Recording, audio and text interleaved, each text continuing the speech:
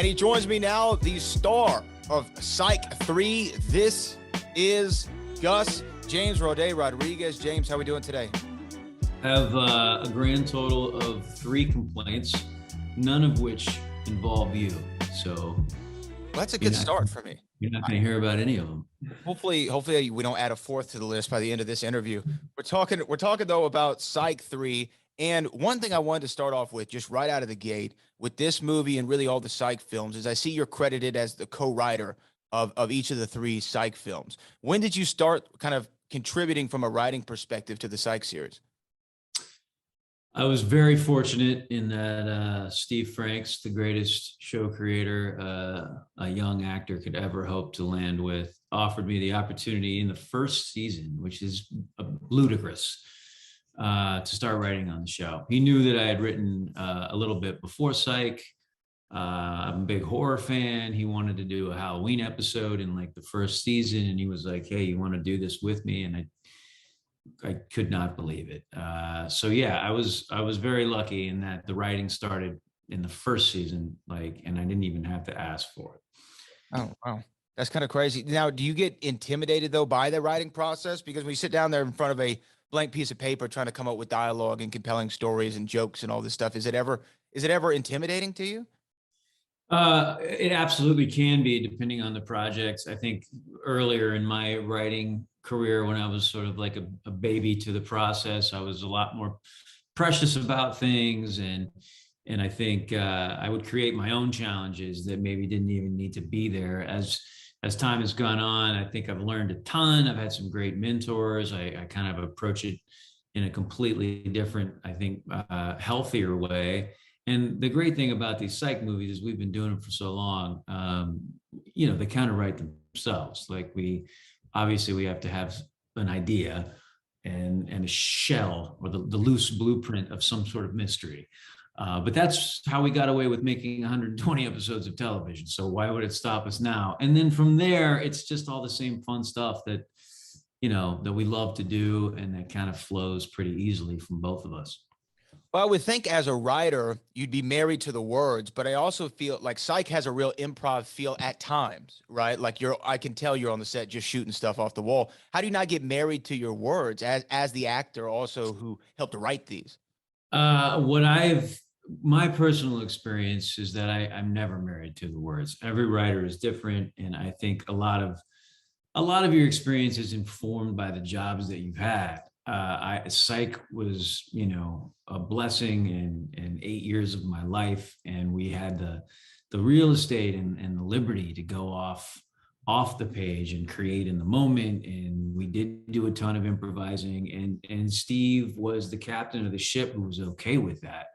And when you do it for that long, it's sort of impossible for it to not creep into your DNA as a writer as well. So I basically present any script that I write as like, here's sort of like an architect's attempt at telling this story. Now all bets are off. If we can beat it, let's beat it. If you got something that's funnier, let's make it funnier. If we're absolutely sort of, if what's on the page feels like the best version of what we got, dope. Let's do that, and even easier. But I love to challenge actors to sort of make my words better, and then take unabashed credit for it later. I love it. Now, this is Gus. This is the 3rd Psych film in this Peacock era. Is it hard to take these little breaks off, work on other projects, and then come back to Psych and have everything rolling? Because I would think in a season, you have whatever it is, 16 episodes to 20 episodes, to where you can kind of, as it goes along, get everything tighter and working more cohesively. Do you ever find it to be a challenge, or is it like we're picking right back up? I would say the only time it ever felt remotely challenging was coming back to do the first movie, because even though we sort of knew that there was always a pretty good chance that we were going to come back and do something, after an 8-year run, there is a certain sense of closure. You wrap it up, you say your goodbyes, you hug it out.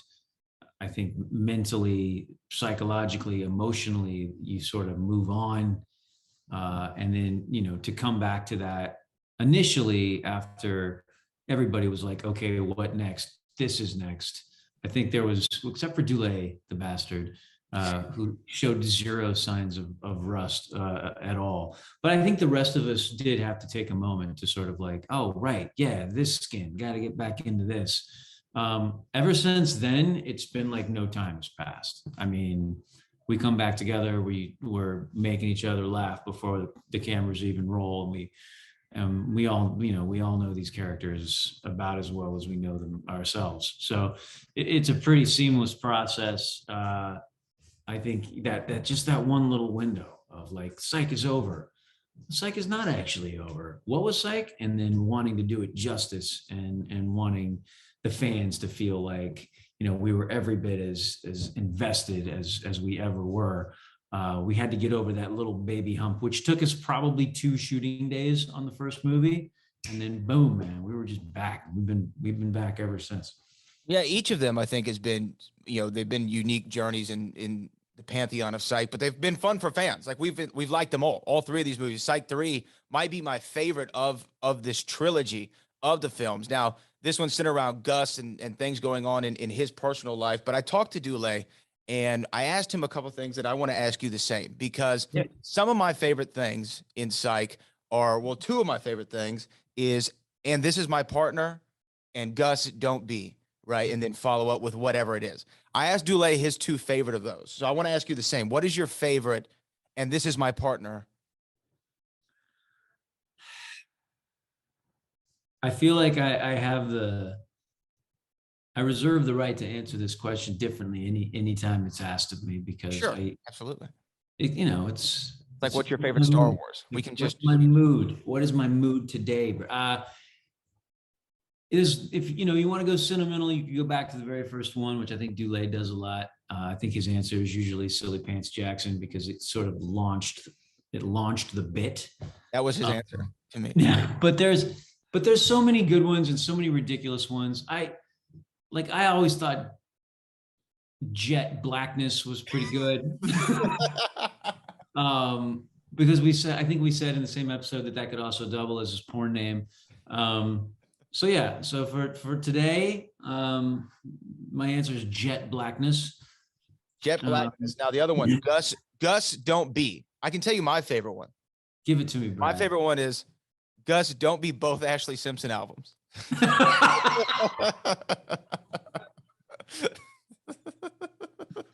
That's pretty rich, dude. That was a great one. I'm gonna go with one that's so specific, and I honestly don't know if the origin may have been lost on everybody, and maybe it just sounded funny, or just the idea was funny. But there's a movie called I think, what was it called? In Good Company, with Topher Grace. It was when Topher was like, he got his shot at like being a romantic. Is that the one with Dennis Quaid or something like that? Yes. Okay. Yes. Yeah. And if you watch that movie, you get to the end and it's so clear that they did a reshoot, right? Because the movie ends and they must not have tested well or something. So they have this, like, clearly they shot it in 2 hours shot of Topher like running on the beach, and like it's just him, and like he gets a phone call or something, and that was sort of how they decided they would fix it. And it's so obvious, like, because you can tell that it was shot by a different DP. It just felt kind of rushed, and like, oh, it happens, right? It happens all the time. So I think we had a Gus don't be Topher Grace running on the beach at the end of In Good Company. But it's so many levels, you have to start with, okay, this was a reshoot. That's why we're going to poke fun at it.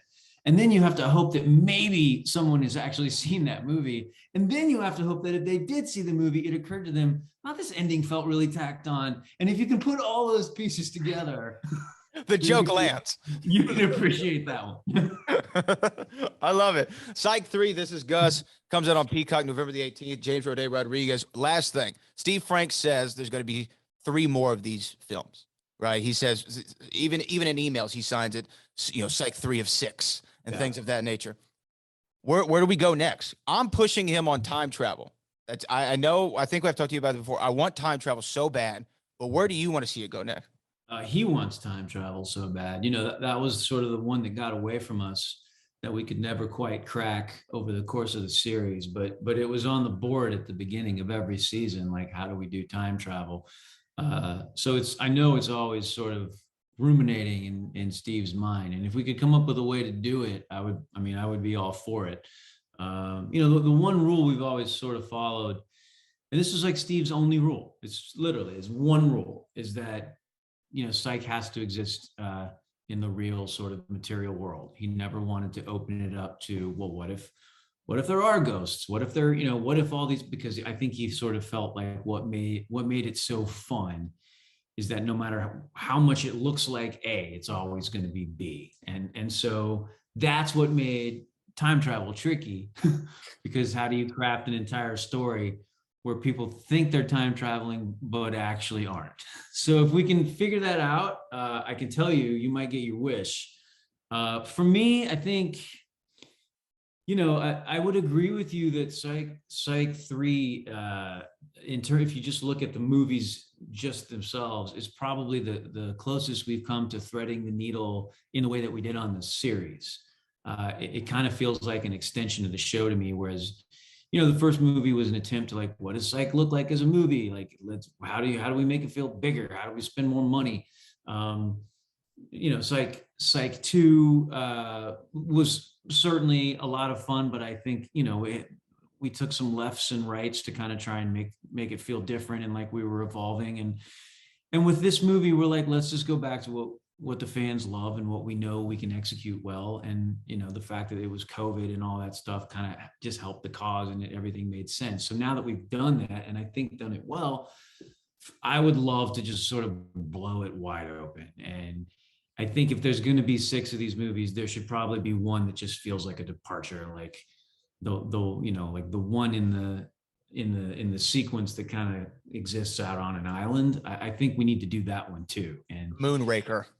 Yeah, exactly. We need to do our version of that. And I don't know if it'll be next or the one after the next or where it fits into the sequencing, but I will look forward to doing something that's just a complete sort of outlier, because we can get away with that on Psych, which is awesome.